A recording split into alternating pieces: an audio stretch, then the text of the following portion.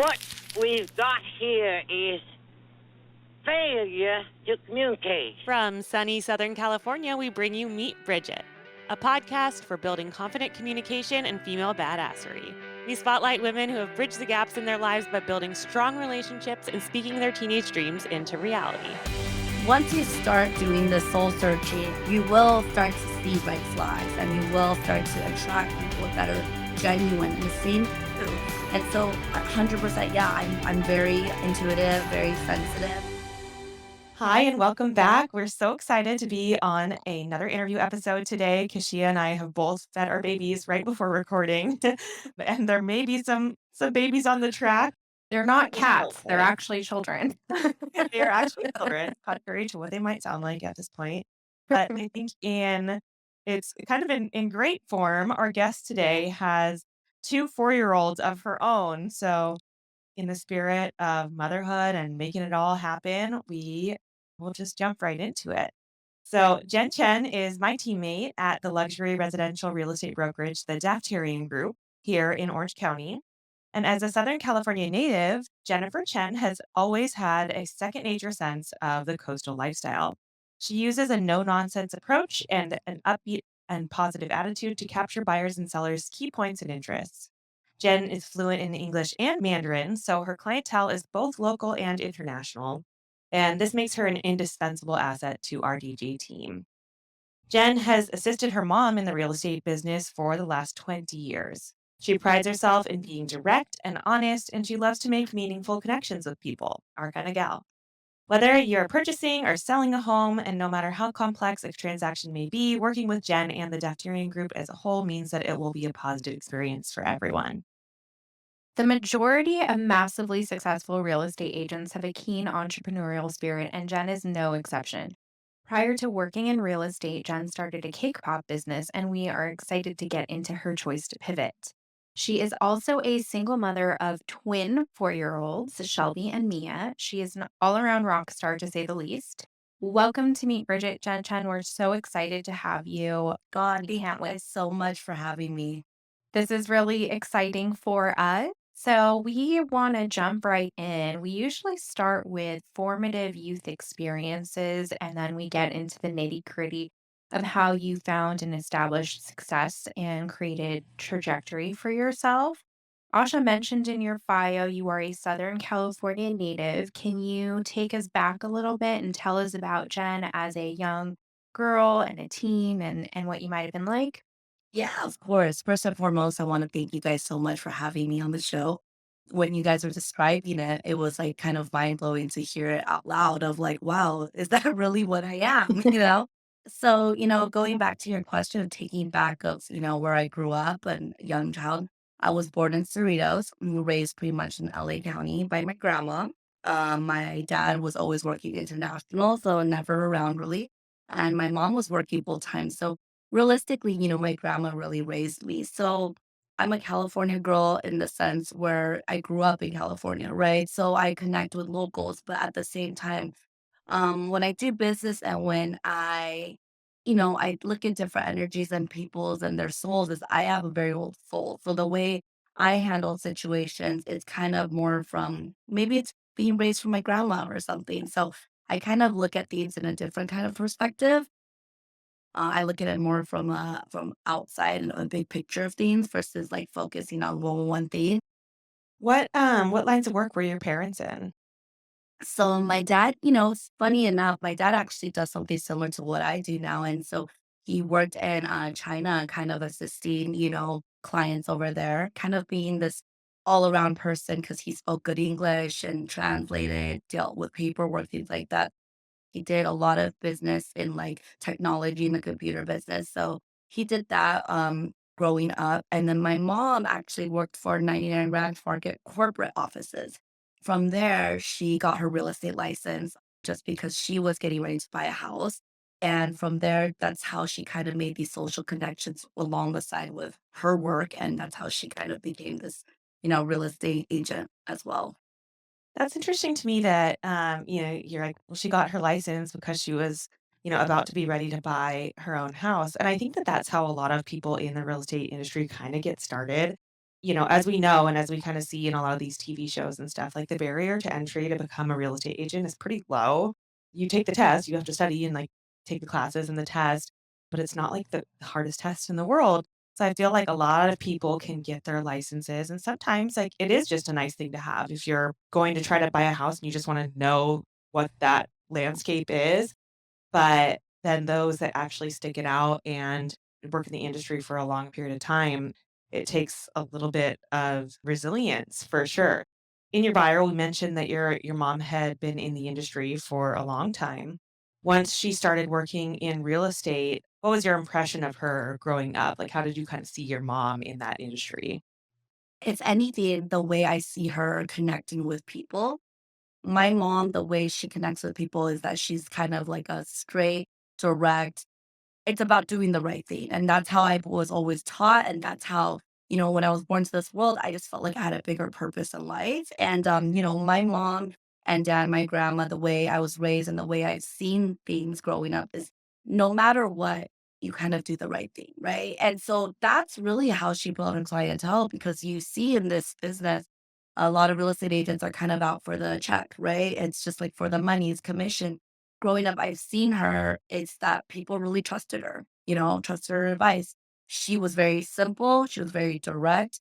Maybe paperwork, she wasn't the best at things and like little things like that, which I'm similar at the same time, but that's how I really assisted her. But watching her, how she would talk to other agents and how she would talk to her clients and other people, just being friendly and approachable, direct and sincere.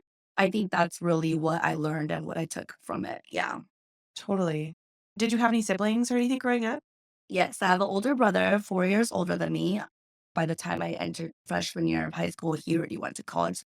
Right when I entered high school, he actually went to Berkeley. And then from there, he went to Peace Corps for about 2, 3 years. And then he went to law school. Long story short, it was always kind of left to me to just kind of help manage the household with me and my mom and like my family stuff. So I think at a young age, I was able to really take on this responsibility and learn how to manage things.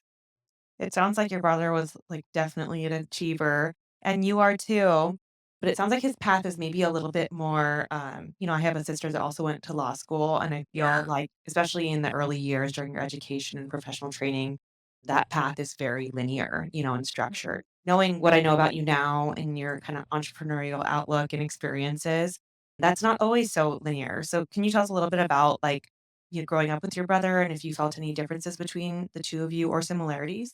Oh, yeah, for sure. I mean, growing up, I think everyone considered me as a black sheep in the family. I wasn't really going, that direct path of like becoming a doctor, or, like doing things. I wanted to do something that made me happy. It didn't really matter for me based upon the money or the life I wanted to live. It was just about something where I was excited to wake up and go to work every day or just going to school. For example, when I went to college, I excelled in all of the classes where I respected the professors. And like, so I did amazing there. And then for some other classes, if I didn't have any intention for it, then I was okay to just like fail or not, do it. So I definitely was a black sheep. I think I still am now, but let's just say we're more of like a, not black, we're a coffee color now. When you're in like a whole team of black sheep, like you're cool, like black Yeah. sheep. Yeah. Yeah. But I think going back to what you were saying about how your mom saw business and some of those traits that you draw from her, having trust and like building trust with your clientele being at like the heart of everything you do. I really think that that's something that Paul and Lily Deftarian are, you know, founding members of our brokerage have really identified in, though they're like team members from all different industries and backgrounds. What I've realized is every team member really is like at the heart, like is a person that's going to do the right thing, and that they're in the business, not necessarily like obviously like we all want to make money and kick butt, but when it comes down to it, it's like we want to do the right thing and Right. really help people. Right. Right. And no, no one's perfect, right? But I think at the end of the day, like I read somewhere where a connection, it cannot be taught. You just have it. And I think when you bring back to the Daftarian group and our team, you see each and every one of us, we just kind of have it, right? You kind of just have this mindset and this bigger purpose where we really are there to advise people and help people make the best decisions wholeheartedly. So that's where, we come from. I love that. I also it's kind of apparent in your description of yourself as a student how you would not pick and choose, but just naturally do better in some classes where you respected the professor or you were really interested in the subject matter, whereas the ones that like didn't really pique your attention, you just kind of like were okay to not necessarily pay attention to. I kind of laugh at that because I feel like it's a trait of somebody who's discerning about the information that they're taking in. I think that that translates to how you're describing how you do business now as a real estate agent. Right, right. Yeah, it's interesting, you mentioned that, but I just think exactly like for me, it's all about quality, right? It's Mhm. all the quality time and the quality of people, quality of communication and learning. So I think sometimes when we get older and we learn and we become more self-aware, you know what your good points are, you know what your weak points are. We could work on all of them, but for me, at the end, it's just the quality of time. Because when you become a mom, it's like you don't have time at all. Like, there's no time, so you really wanna spend your energy and time on literally quality as Yeah. opposed to. Yeah, I think we'll come back to this, later in the interview, but I think that that's such a good point about, motherhood and working motherhood. And I was so worried about, will I be able to be good at work, once I'm a mother? And what's that going to look like? Am I going to not be as effective? And what I've experienced, especially settling into motherhood, it's like two, is that it's like I actually feel the time that I'm dedicating to work, I'm way more laser focused and driven because of them and because of just the scarcity of time. So I love that point that you made. Can you tell us a little bit about like being a young woman, a teenager? Did you have any really like pivotal or formative experiences as a teen? Successes, failures, trauma, anything that you think really shaped you? Yeah, for sure. I think, I think everyone, has a story, right? And I've always encouraged people to recognize the failures and successes and the trauma because without those things, exactly what you said, it doesn't shape us to who we are today. It's all about perspective. And so I think high school as a young girl, I was very much because I had so much responsibility at such a young age for the family and, kind of taking care of certain people. I think I was a very much a people pleaser. So I would just want to do whatever it takes just to make sure things are calm and cool with everything, whether it be friends, family, situations, work. The problem with that is a good side of it is you're kind and genuine and you want everyone to be happy. The negative part of that is that you end up attracting a lot of people that will use you and take you for granted and take advantage of you. And, through this whole, I mean, I'm still going through this journey and really self reflecting and learning about myself of healthy boundaries and what enough is enough and learning about myself individually. And it's not about other people's happiness, it's about my own first. A while ago, I would think that's so selfish, right? But I believe this just like when you go on an airplane, what does the stewardess say? Put the air bag on your face first before you put it on your children and put it on like other people. I would always help others before I help myself. And then what would happen is you slowly start to lose yourself, right? So the trauma of all the histories, I did a lot of, this goes to like the young listeners, going through heartbreak, dating boys, wondering if you're good enough, guys cheating on me, guys using me, and I think all of that has really shaped me up until who I am today because now that I'm a mom, I really see things so clearly because it really, and I always say this, like, thank God that I have my twin girls because they really have saved me from myself and have taught me how I should respect myself and how worthy I am because that's what I would expect for them to look for themselves. And so that's kind of, yeah, where I'm coming from. Yeah, it sounds like, our children are, their own little beings, but I think that like whether you expect it or not, they can kind of be mirrors a little bit to yourself. And it's like, I would never want her thinking this, or that about herself. And then you realize you're like, but I told myself that. Like, Yeah. how would I talk to my daughter if I knew that some of these like negative self-talk or narratives are going through her brain? Like, how would I talk to her? And it can really like give you a nice mirror to how you're treating yourself, which really it's a virtuous cycle. It helps you be a better mom. For sure. Um, For sure. can you tell us a little bit about college or like early jobs that you had, like kind of like your early career moves and just being out in the world? Totally. So, in high school, I remember I was 15 years old, and then I just told my mom I just wanted to work. I wanted to be able to buy my own clothes. I wanted to buy whatever I wanted. And she's like, okay, if you want to work, there's this like Chinese bakery that was like probably illegal to pay $5 at that time, or like $4, right? And I was working 12 to 14-hour shifts, but it was my first job. My mom walked me in. And I just told the lady I want to work. At that time, I didn't even understand Chinese that well because I understood it, but to speak it, I still wasn't super fluent. But I remember having to recognize certain numbers and certain letters on the cash register because it was a Chinese bakery. So 15 and a half, go in at 6 a.m. in the morning, the first time ever I cleaned the toilets. I mean, it was like crazy, packaged thousands and thousands of, bread. And so I just, at a young age, I was like, I just wanted that control to be able to buy what I wanted and wanted to have for myself. Right. And so, high school, I kind of, I worked and then, I grew up in LA. I had a good group of friends, but because, like what I said, studying wise in school, that wasn't really my forte, right? So I didn't do as well in junior high. So when I went into high school, actually, because junior high I was in all honor classes, high school I kind of started hanging out with the wrong crowd. My mom actually took me out sophomore year of high school second semester. So it wasn't like I got to even finish like my second semester. It kind of was like, oh, okay, this is not a good area. Let's get out. Put me into private school, thinking that it would be a lot better. Actually, it was polar opposite, this private school, because it was, a lot of kids where the parents were not around but had a lot of more money. And when the parents aren't around, there's a lot more money, it opens up to a lot more other things, right? And so for me, the thing is, I just knew that wasn't me. Like I just never was into that. So it kind of interesting in love, it kind of pushed me opposite of like I actually like went into like this drug field like school, but I like actually got scared of it. So I went polar opposite of that. So I was always kind of this like wallflower loner, in high school.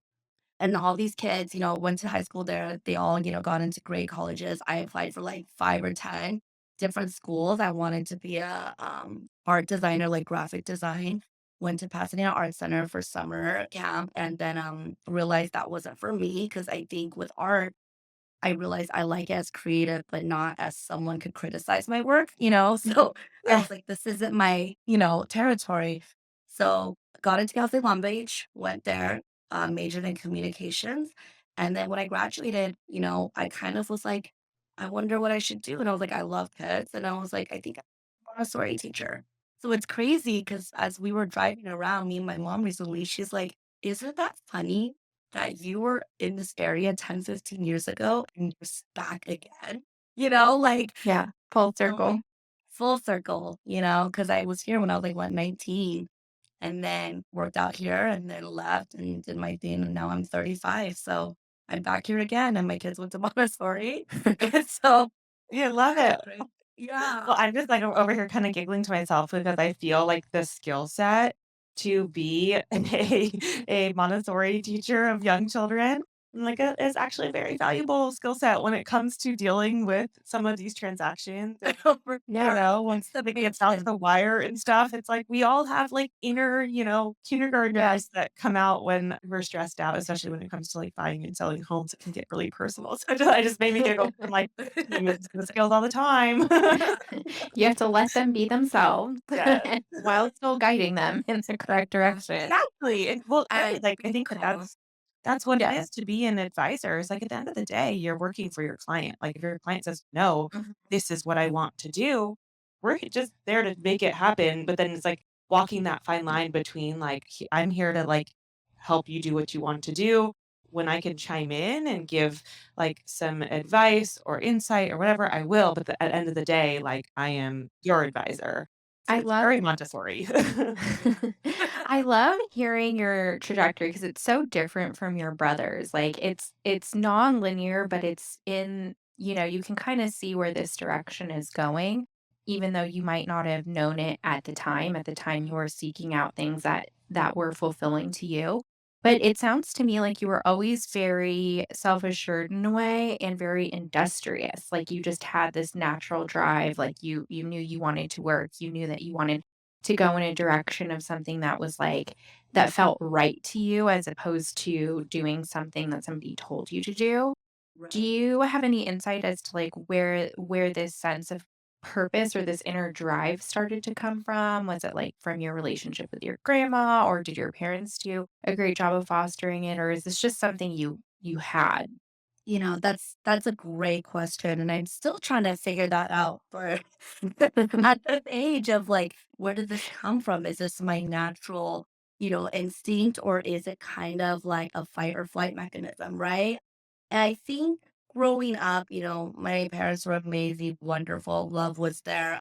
However, I do feel because maybe my dad and my brother were not around, and my mom is definitely more soft spoken.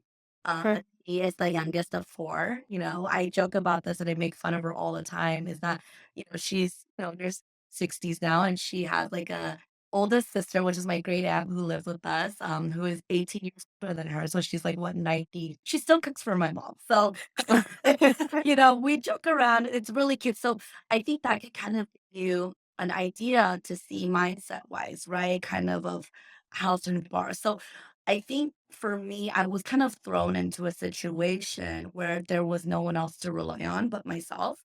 And that was kind of it. And so looking back at everything now, I did have this drive in the sense of, yes, I wanted the control to like buy things that I want to do like that. And I literally give kudos to my mom where she did not spoil me. It was more just kind of like, listen, if you want it, I'm not gonna buy it for you. Like, and then I'm just thinking, okay, I have to think of other options because, like, no one's gonna help me. Yeah. So I think for me, I'm still like realizing and kind of learning about myself is this like where I was born into this world? I was like, yes, I want this amazing, like strong heart to work. I think for me, it's a balance. I think I was put in the situation for a purpose. But let's say if it was opposite where I had everything I needed, I could be honest and probably say maybe I wouldn't be who I am today. So I'm super grateful for all of the highs, the lows, the trauma, the situation, because it has created self-confidence for myself to really just know like I could handle anything. Yeah. For sure.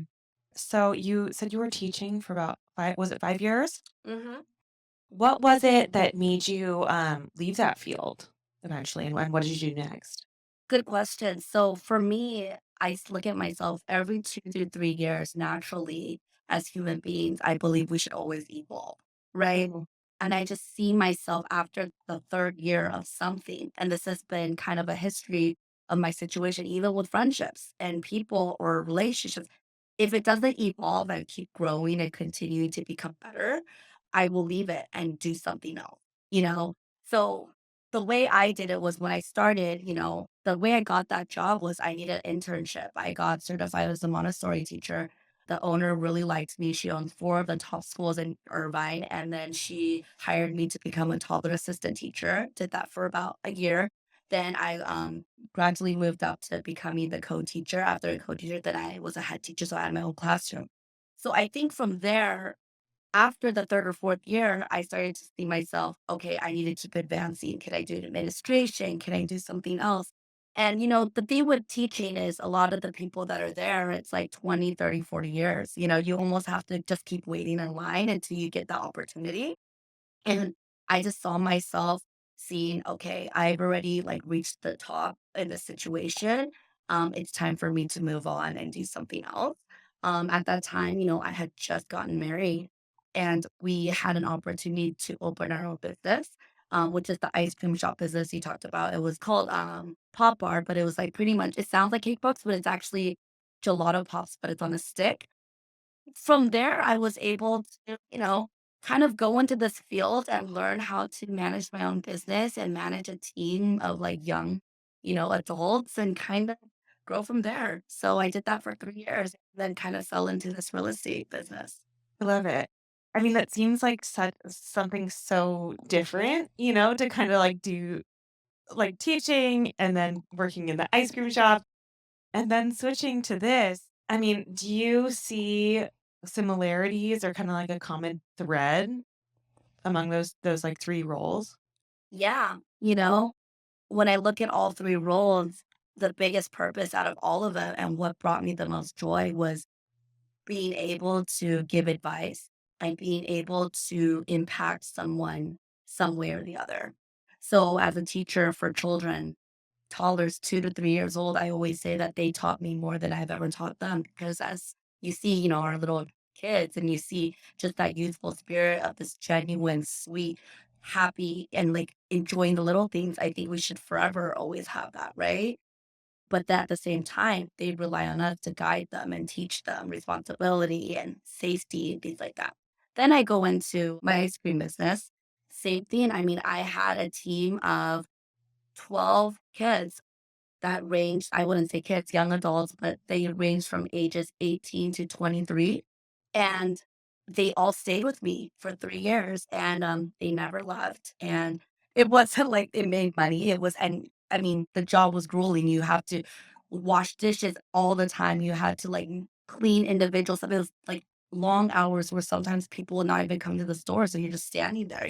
So Yeah. it wasn't like it wasn't the work that made them stay. I know for a fact it's because of the environment that I provided them and the guidance and just being able to be there to listen to them and help give advice and like when they're asking me and building that trust in the relationship, right?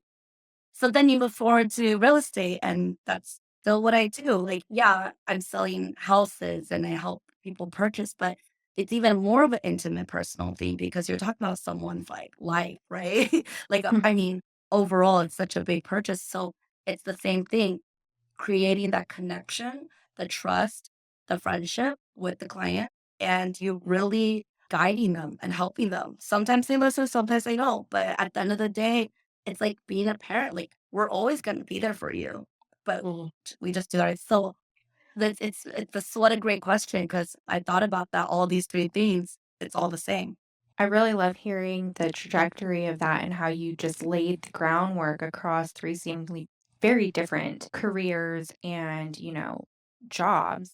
But yet you had this ability to continuously make these connections with everybody that you had worked with or had working for you. It sounds like you lean a lot on empathy and, really listening to your clients and or your employees in order to create these really meaningful connections. Would you agree with that? Do you have any like guidepost beliefs that drive that desire or that need? Or is this just something that you've continuously built upon throughout your career? 100%, you hit the nail right on the dot. It's empathy, right? I do feel like I am very super sensitive to certain people's energies and understanding and just really relating. I think my intention, right? My whole theme in life is living intentions. And I think my whole intentions when I meet someone is how am I able to, because making someone else happy or helping them, that truly makes me happy. What happens is if you don't love yourself and you're not aware of like the gifts that you have, you will attract a lot of people that come out that is not as genuine, right? And they end up taking all of this, giving but once you start doing the soul searching and really healing, you will start to see red flags and you will start to attract people that are genuine and the same as you. And so 100%, yeah, I'm very intuitive, very sensitive. And I think at the same time, I love people, but it's funny because sometimes I'm always joking that like if I go to a party, I'm hiding upstairs, because like it's really hard for me to connect with a room full of like 10, 15, 20 people. Whereas I love like the most I could have is maybe three people in a room, and I'm able to fully be calm and like be myself because I really care about substance and, deep, meaningful conversations. I can totally relate to that. Where it's like I also like part of me feels like I could stand on a stage in front of thousands of people and like I'm fine there because it's like I can like pull it together and like send a message or share my truth in some way. But then it's like that fine line. I'm like, when it comes to like a party, like I'd rather be like one-on-one with people or in a small group than Mhm. really trying to be like life of the room or anything. It's like, I think it has to do with the meaning that you draw from one-on-one meaningful connection, but then also kind of that people pleasing thing too. Because if you were to seek to really like please everyone in a room, it's impossible, Yeah. One thing I've been kind of experiencing is I'm still relatively, new to the real estate industry. I'm on like a kick-ass team, but I think that everyone on our team is a people pleaser.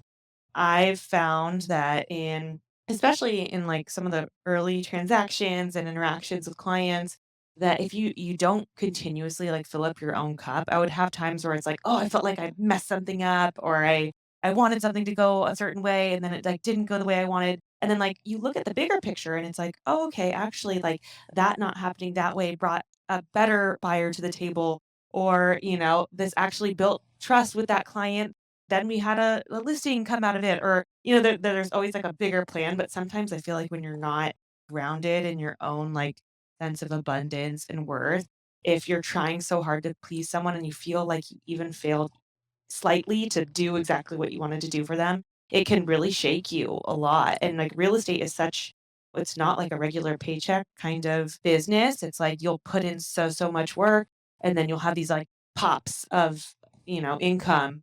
Can you tell us a little bit about how you smooth that curve for yourself and keep yourself steady, Yeah. even though, real estate is really like ebbs and tides? Yeah. Yeah, for sure. I mean, same thing. Like my first year, I want to say the first year and a half, 2 years, it was kind of like go, like get whatever deal that's happening, like get work with whoever you want and work. Like I was just like, it was like a fight or flight, I'll kind of give like something short. So when we left the ice cream business, pretty much like we had to close it. It wasn't making money. And so we were really left with nothing. So again, back was up against the wall and I went into this fight or flight mode where there literally was no option to fail. Like I had twin babies at that time to feed.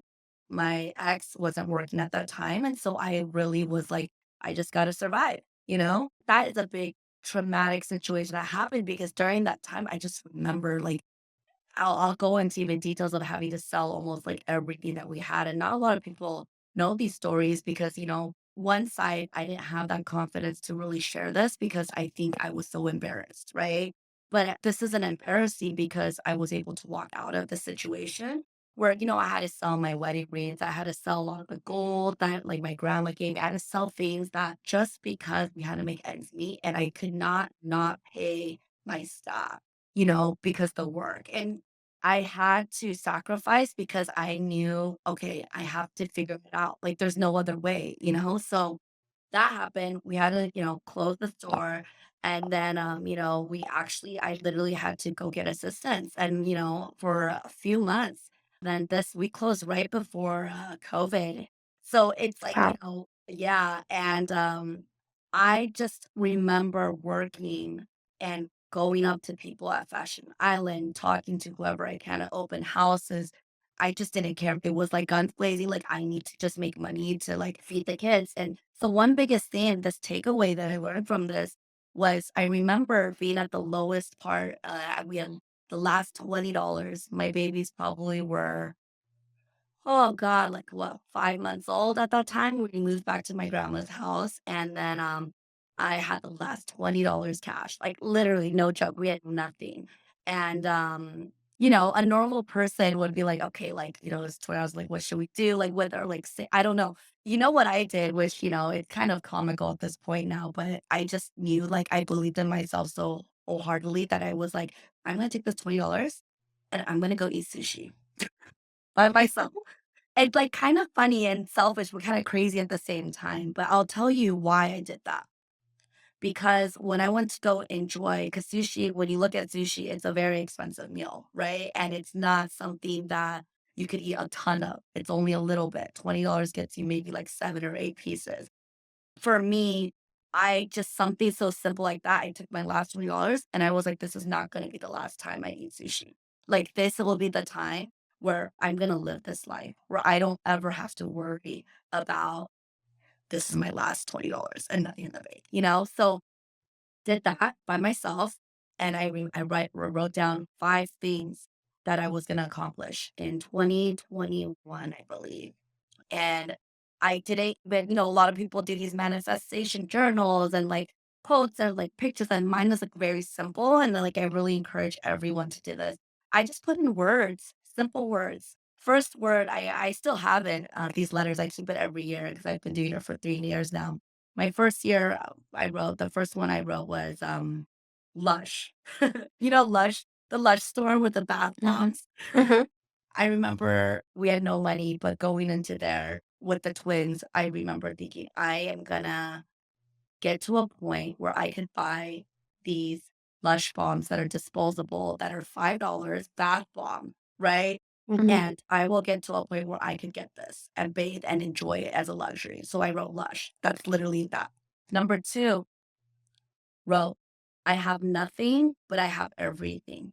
And I could tell you this, at that time, we literally had nothing, but we had everything. We had our kids. I had a place to stay. We had our health. We had, assistance that like I went out to get. When you solve it all up, it's be grateful. Having nothing, but you have everything. And number three, I just said that I was going to close 10 million in sales. I don't know how I was going to do it, but I was going to do it. And at that point, I had zero, zero. And then it took me about 9 months. And then I accomplished all three.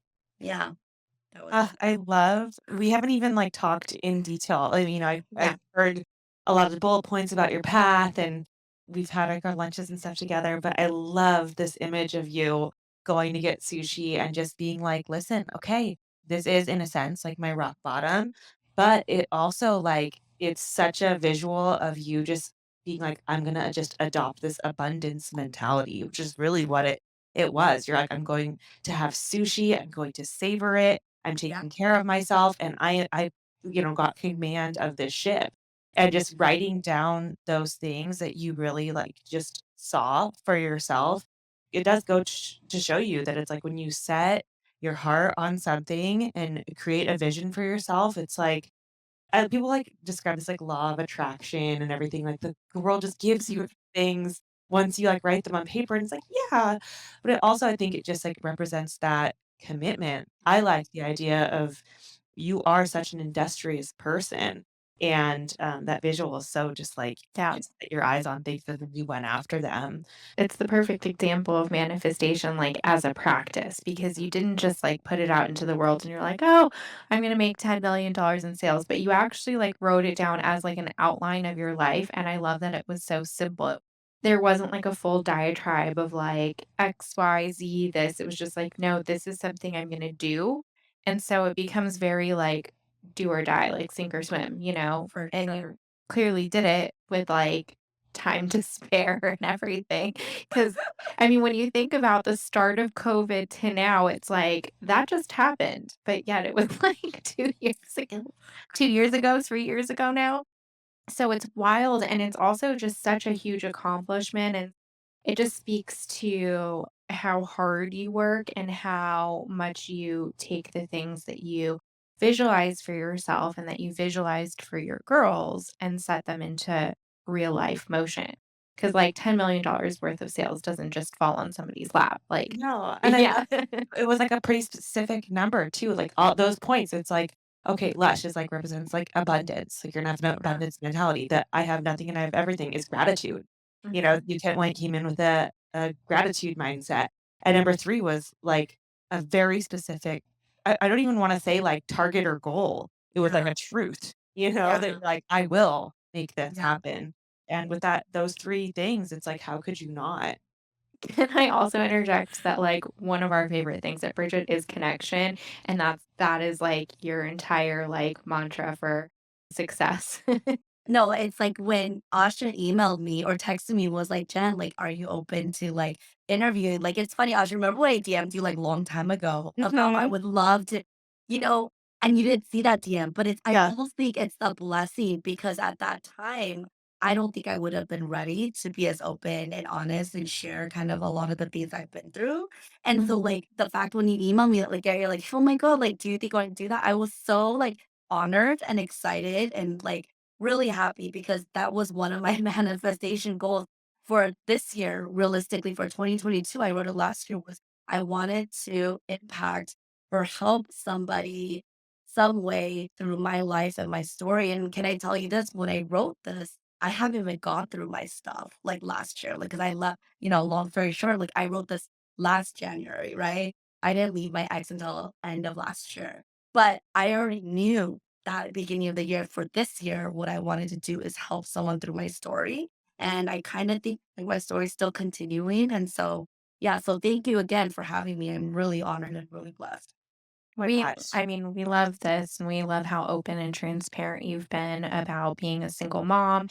And I think that these stories are especially beneficial to our listeners who are still looking to land somewhere.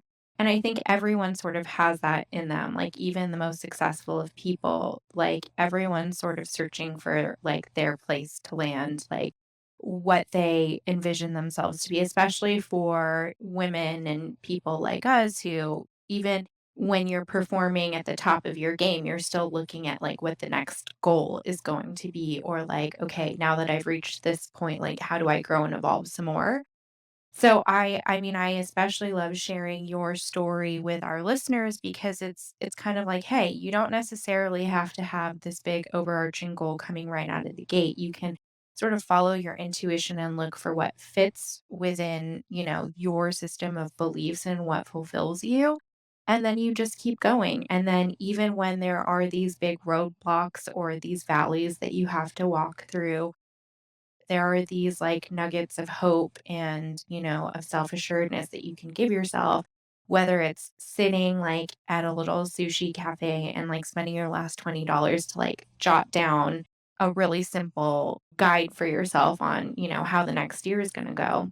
I mean, I just think everyone needs to hear your words and just know there's no one way to do things. There's no big plan that you have to have. Like, you can do things very systematically and one step at a time and be just as successful and tenacious and just, come out of it really killing the game. And I feel like in a lot of career paths that rely on connection, like real estate is obviously one of those. Like you're constantly looking for clients. You don't ever know where a client may come from. In careers that really rely on these connections, even like our podcast business, like it really relies on us having connections to people whose stories we can help share, with our audience. You also never really know, like, when you're planting seeds and putting things out there, like, you might not get a response from someone or not get the response you were expecting, or not even really know that you were, like, asking something that they wanted to meet, but maybe at a different point. You never know the end result of what you're trying to do, like, failure. I always like to visualize, like, failing forward, where it's like, "Okay, Mhm. like, I'm gonna just keep putting things out there," and, at the end of the day, it's like, "What have you got to lose?" So it's like you didn't even necessarily know. It's like we first talked about some of these things and I knew what you were going through. Like already in my mind there was that seed and I was like, Jen would make a great podcast guest. And you probably didn't even know that that's like in the back of my mind. And I've had the same experience with real estate clients where it's like, oh, I mentioned at one point what I'm doing in real estate, my real estate philosophy, and like, if I can ever help you, let me know. And then like months and months later, that person comes back to me and is like, I want you to represent me on this purchase or what have you. So I think that once you have that mentality and those big picture philosophies like you described in the sushi bar, all the little tries that you make, they are aligned with what you're doing and eventually will get you where you want to go. I love that you said the little tries. It doesn't hurt to try, and I learned this. I remember, Mia was going potty one day when she was 1 years old, 1.5 years old, and she's going potty sometimes. So it's kind of hard for her. And so Shelby was there and she says, just try, Mia, just try. And I will forever remember that. I mean, they're 4 now, 3 years ago. And that is the most simple, but it's the most direct and easy response to anybody. Just try. Yeah. Aw. Never know what will come from it. Ugh, I love that. I'm like crying. So cute. Wisdom out of the mouth of babe. Yeah. Yeah. Literally just try. Just, and so yeah, it doesn't have to try. And I think it's really building our own confidence and teaching people it doesn't hurt to try. And so what if you fail? You get back up and you try again. Yeah. Yeah. Well, I Right. love that you brought up your daughters because we did want to touch on your experience of obviously like you had your kids while you were in the middle of a lot of transitions, starting a business that you eventually had to like look down the eyes of it and be like, this is failing and I have Yeah. to change something, which I think is so important to share with our audience because I feel like podcast after podcast talks about entrepreneurship and starting your own business, and how to start and everything. And not a lot of people really cover like, well, what if you start something and you put your whole heart, all your income and everything into it and then it fails? Like, not a lot of people talk about, like, that failure moment and, like, how do you pivot, and especially with the responsibility of a family and a maybe imperfect relationship. Can you talk a little bit about, like, your experience of your family life with all of these different changes happening and how you kind of have, picked yourself back up as really a single mom managing a, Yeah. huge career and 2 beautiful little girls? Yeah. Let's talk about the failures. Let's really enjoy the failures and appreciate the failures because without those things, really, where do we learn? Those are what shapes us of who we are today, right? So I do encourage people, like we should talk about it. Granted, yeah, everyone wants to talk about how great they are, successful, all these things, but let's talk about the failures because I think it's so important to really be honest that sometimes things don't work out the way you thought you wanted or pictured. And, I could go into this being honest and transparent. Nobody gets married wanting to get divorced, right? Like, that's not like the goal in mind, right? I was pretty young when I met my twins' dad, and I think at that time, the way I see things now is that I never had the chance to heal myself individually to really see what I was worth. And so I just think I envisioned this dream that I had, even as a little girl, like we look at these Disney movies and we're just like, where's my prince? Even my girls these days are like, Mommy, are you my prince? I'm like, of course I am. You have like you envision this like dream, right? And I think for me, I was never, it's very easy in social media, it's very easy in this life to be caught up on faking the funk, right? For me, I could honestly say I wasn't faking the funk, but I was blinded very much so because I didn't want to believe what the truth was. The dream that I had in this family unit, it's like I'm kind of born and grieving this dream because it was actually never there in the first place, but I firmly was like, no, there's no possible way this could be happening. This is still like pretty fresh, but it's like I already knew, like going into it, that it wasn't exactly what I thought, but, my main goal, and maybe this part was me being selfish, was like, I just knew ever since I was little, I was like, I wanted to be a mom. That was like my goal in life. Like, I just was like, and Shelby's funny because she's like, she just wants to be a mom. And I just was so focused on that. So having these twin girls, this everything was meant to happen. Everything was supposed to happen this way, though it's painful, right? But looking outside of it, without all of these things, like I wouldn't have my girls, I wouldn't have my career, I wouldn't have like this lost business that taught me how to manage my own business, how to manage a team, how to go through construction, how to go through all these little learning lessons and learning things I will forever be grateful for. So I think, going back to the question of say is like, let's talk about like what it did you just say like what it's like to be a single mom or what? Yeah. Yeah, honestly, I mean, that's, most of your careers have involved this importance of connection, relationships, and everything. And then it's like what you thought was going to be a very foundational relationship wasn't, and you had to pivot again, in your personal life.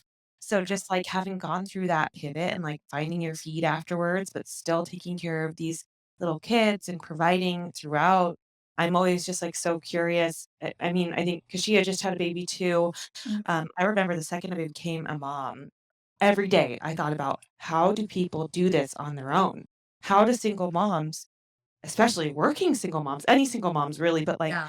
especially working single moms, I'm like, how do they make this happen? I'm like, I can't fathom, and I have so much respect for single moms. So if you can share even just like some things about how you kind of keep yourself grounded. you're such a wonderful mom to your girls and such a great role model to them. But like you have to, again, like we mentioned in the very beginning of the interview, like filling your own cup first and taking care of yourself. Do you have any like rituals, things that you're trying to really just do for yourself to Oh. take care of yourself? For sure. So, again, the self-love portion, right? I am the mom. I'm also the dad. I'm also the provider. I'm everything. I'm the rules of all of it. And, one side could be like, God, this is tough. I mean, there are tough days. I'm not going to lie. But then on the other side is like, wow, I'm able to make sure I can manage all of these things and I can do 100% in each one. And to be honest, there really is no time. There are times when I'm kind of like, wow, like, am I really doing this? Like, is this really happening? But then there really is no time for failure for me. If I'm not the one to wake up, how are my kids gonna go to school? If I'm not the one to work, how are my kids' school gonna be paid for? Like, it's like all of these things. So if there's no option, I think that's a blessing in disguise for me. I think the self-love part is, when you exit out of a long-term relationship, given my history, like I haven't been really single since I was 16. I was always in long-term relationships. It would be like 16 to 19, 19 to 23, 23 into now. And so I never had this time to really be alone. And I think this is really important. And when I meet, a lot of the nannies that help me, I'm so grateful and blessed that a lot of the teachers at their schools love my kids and they're able to help when I have to work late. They're all in their early 20s. And when you're in your early 20s or late teens, you're very impressionable, right? When I'm learning myself, because I'm rewinding back to who I was before I had my family, before my ex-husband, I was only 23. I look back and I'm really trying to figure out what I like to do. So for me, self-love is I need my alone quiet time to charge. I like to read books. I am creative, so I like to listen to music. And number two, the biggest thing what I've learned, and this is where I almost have to change my brain and concept of what I think love is when people say that Bible saying of love is patient and love is kind, it's like I don't even know how to keep saying that over and over again, not to myself, but also to these young girls that are in relationships that it doesn't seem like they're getting treated as well. Cause I was in that situation too. Love is really patient and it is kind. What's the rush? The good things take time, even with my friendships now, and even with all my relationships, and just in general with people, with my clients. Everything that's amazing now, it's not because I met you and we're like, oh my God, we're best friends the next day. It actually was over time of slowly building that trust, getting to know each other, building that friendship and relationship. And so I think when it goes back to being the single mom and doing all these things of self-love, I'm loving it. Like I really get to kind of reinvent myself and be like, okay, what does Jen want? What makes Jen happy? And if I'm happy, I know my girls will be happy. And I know that it's gonna keep continuing on the next generation. And so that's like my main goal. I love it. Well, just Your girls are so lucky. they're so lucky, and you have to like go on her Instagram and like just look at their adorable faces too. It's the cutest little twin ever. This has been so fun, just like winding through your story and peeling back the onion a little bit. And just, you're just so real, you're so approachable, and your energy is so magnetic. So I'm so glad we're having you on. We usually like to close out our interviews with like, we call it like our fast five. So we just kind of run through like five kind of quick random questions. And you just say whatever, you don't have to like answer them quickly necessarily, but you just say whatever comes to mind without second guessing yourself. So I can start with number one. What's your favorite activity to do with your twins on a weekend day? I love taking them to the park, and then I love taking them for ice cream, and then we love to listen to music in the car together and just sing and dance. So cute. Okay, number two, what was it like closing your first real estate deal? It wasn't what I thought it would have been, where it's like so exciting. It actually was more opposite for me, where I'm like, okay, when's my next deal? Yeah. Because it was the first building block toward that 10 million, right? Yeah, I mean, yeah. And I just think if anything, it gave me more of a push, like, oh my God, like, I get it. Okay, what's my next Now I have what's to keep going. yeah. It was like it was bittersweet. It was like, wow, I'm happy, but I'm actually really it freaked me out actually more because I'm like, okay, I literally need to like figure it out. Yeah. It's only more. I love it. All right, number 3, do you have like a daily non-negotiable habit, routine, little thing you like to do every single day? Well, so for me, early morning, I wake up at 5 in the morning. When the house is completely quiet, girls are still asleep, I'll go to my couch and I'll listen to just like some soft like piano music. I just sit alone. It's I would say like a sort of a form of meditation, but really it's gathering all my thoughts and figuring out what I'm gonna do today and what I want to accomplish. So that's a non-negotiable. I do that every single morning. I love that. I think that is a form of meditation for sure. Just giving Totally. yourself an opportunity to like, Charge. yeah, recharge and Yeah. get set for the day. Okay, favorite gelato flavor.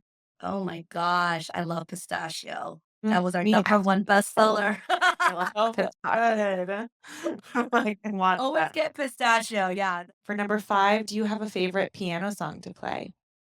You know, interesting enough, when I started playing, it was kind of like I was still trying to find myself last year when I was like spending more time alone. And throughout the chaos, that was the only thing I found to calm me. And I learned my favorite song would be Adele, Go Easy on Me.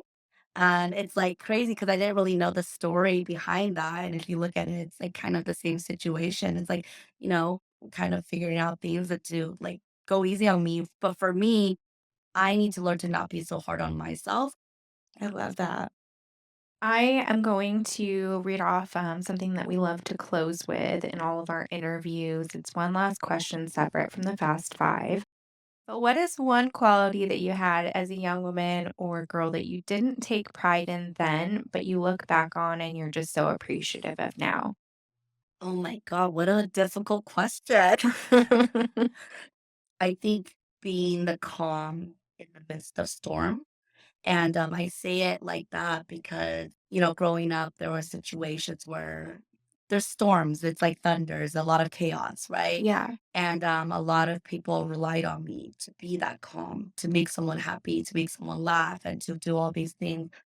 At that time, I didn't appreciate it then because it was very stressful and it was like I would be more upset because it was like so much pressure. But looking back now, I'm so grateful that I got that opportunity to really be that calm because I want to be the calm for the chaos, whatever, for anybody. And I think that is something that I look at now, and that's what I'm very grateful for.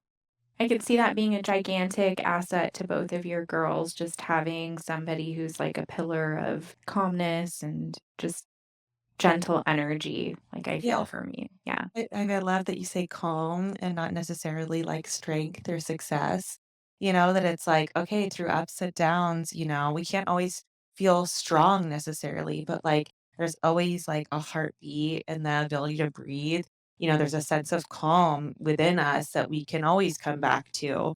And I think that you've really done a beautiful job of doing that time and time again. So, Jenn Chen, thank you for being on Meet Bridget. It's been an honor to hear your story, and I'll see you again in the office soon. Thank you guys so much. Thank you so much. And that's our show. If you liked what you heard today, please like, subscribe to, follow, and share Meet Bridget with your circle. The best way to help our work here is to rate and review our podcast. We're listening and constantly working to build something helpful for you. Catch you next time. Did you have an awesome time? Did you drink awesome shooters and listen to awesome music and then just sit around and soak up each other's awesomeness?